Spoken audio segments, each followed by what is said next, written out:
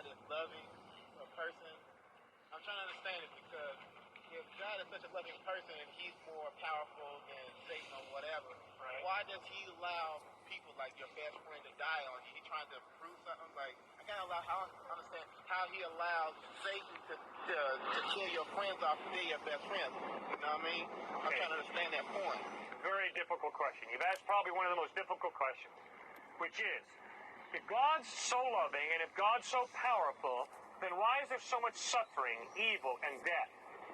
Ultimately, sir, I do not know why God allowed suffering, evil, and death. For thousands of years, philosophers and theologians have struggled with that question. They've never come up with an ultimate answer, and I'm not going to be able to ultimately answer you. I don't know. But, as a Christian, I have to think. First point, in Genesis chapter 1, we read, God created, and God saw that it was good. And the little phrase, God saw that it was good, is repeated and repeated and repeated in Genesis chapter 1.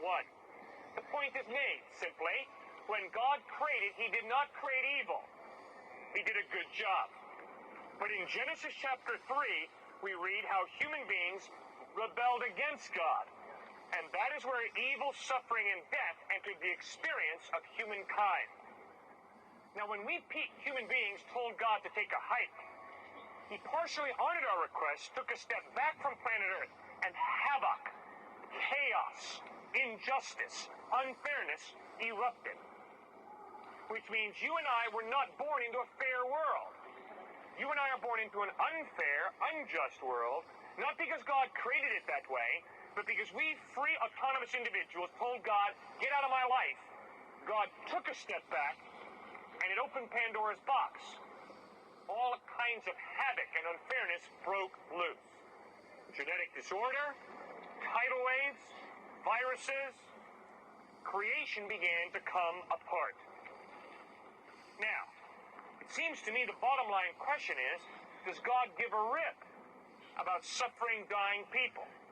The great news of Jesus Christ is, God is a suffering God.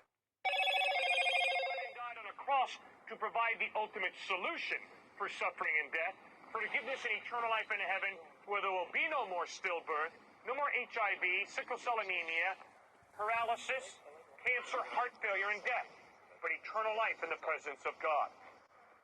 So I do know that God has given us the ultimate solution for suffering.